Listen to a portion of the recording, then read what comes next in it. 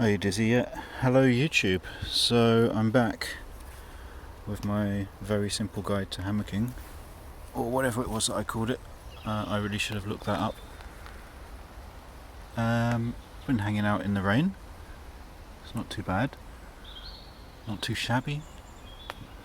Anyway, a warning to us all. I'm at Kate's Cellar in Epping Forest, over in the east side of Epping Forest, where I don't normally go because it's quite hilly. It's peaceful. It's a Thursday afternoon, not many people here. I've got a tarp up, and I'm going to show you how everything is arranged. Stick around. So here it is from a distance, not much of a distance.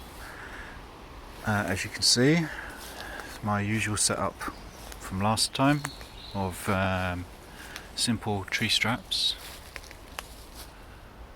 They hook through themselves. They hook to the hammock. Here is a camping hammock today. At this end we have the whoopee sling attached to the tree strap, attached to a very large tree. There's this handy little tree here which I've attached the tarp to, literally a guy line from a tent, complete with the little toggle.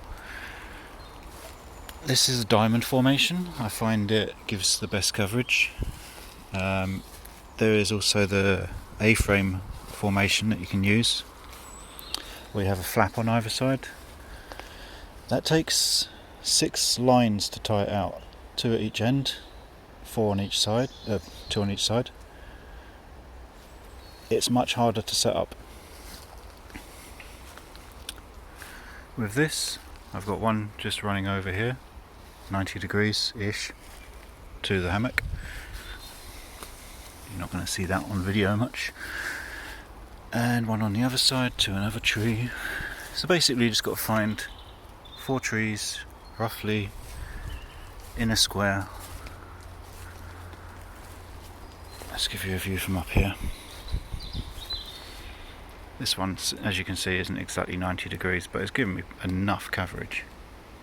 I could extend the line on and take it over to the tree over there, or I could peg it down, or I could find a stick to put in just here where the line joins the tarp, and then put 2 lines down to pegs, or to that tree and a peg. Just arrange it the way you can. It can be quite nice to have a bit of a hang like that to collect water and splosh it off the side. Let's get on to looking at the hammock. So the hammock itself is a COVACURE.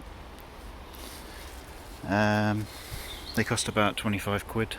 This is the older model, which has the Mark 1, as it were, that has these lines across the top held up with tabs that extend your net.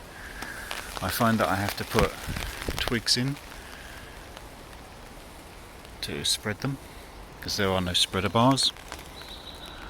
I've got the Mark 2 as well. I prefer this one, even though the Mark 2 uses elastic to hold up the net, which you might think is a good idea, but it tends to drape on your face. With this one you can get it up really high, and I tie it off with the tarp, slightly higher than the hammock.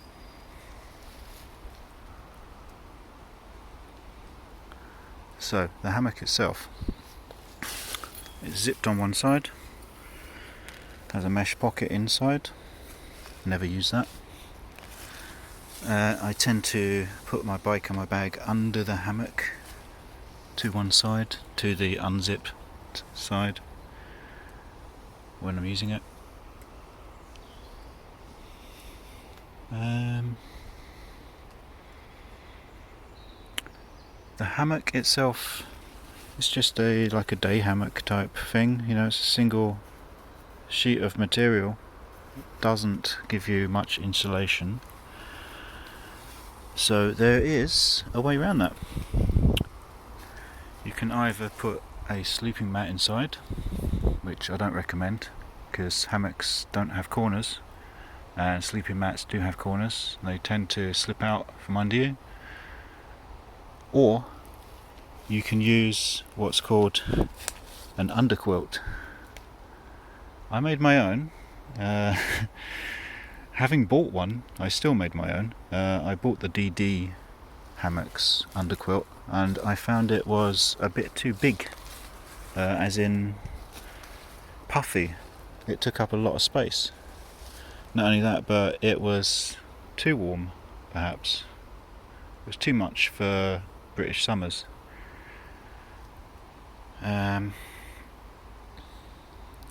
So yeah, I made my own. It's just made out of a 20 quid sleeping bag that I got from Argos years ago and used once and found was terrible, but it works well as an underquilt. I'll get that out, put that on. Okay, so I'm in a hammock. I've got the underquilt on now. You can just see it poking up there over the side where I haven't arranged it very well. Another reason for using an underquilt is that a mat will not really give you much insulation. It won't wrap around you. You need it because a sleeping bag alone will get compressed underneath you, and the air gap is basically your insulation, so compressing a sleeping bag removes that air gap and removes your insulation. You will have heat wick out from under you in a hammock, so underquilts are the best. Let's have a look from the outside. So here you see the hammock with the underquilt attached. It's not really centered. I'll just put it on quickly just to show you. As you can see, it is held in place with elastic. It is kind of adjustable. This is the one I made myself, so you know, it's not great, but it does the job. It's very thin. It provides just enough warmth. It packs down very small. It just hooks on at either end. Got it on here. Just with little miniature carabiners. I don't know if we're going to get that in focus. There we go. They just clip on. So it hangs underneath you. It doesn't get compressed. Provides that layer of insulation that you need under your hammock. And so then what do you need on top? You don't need a sleeping bag, you can use one. Or you can use a quilt. A lot of people use what's termed the Costco quilt, which is basically a 30 quid down quilt, sometimes sold for up to 50 or 60.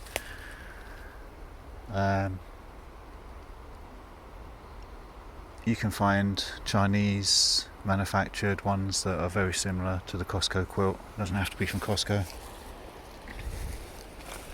If you've got a cat, keep it well away from the down quilt. It will love it. And that's it really. There's your camping setup. All you really need after that is a pillow.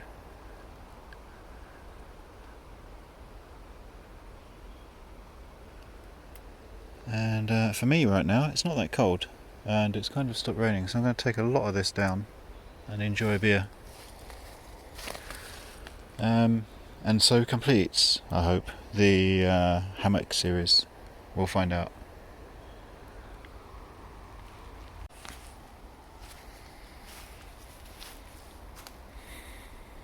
One last thing. Don't forget your tree straps. You've taken your hammock down, you've put everything away. you will come very close to forgetting your tree straps.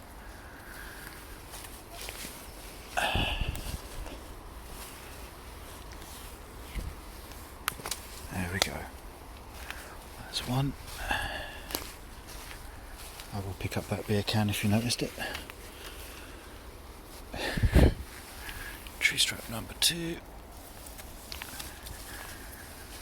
Just don't forget your tree straps. Have that in the back of your mind. Don't forget your tree straps. There we go. Tree straps down. Bike packed. Leave no trace.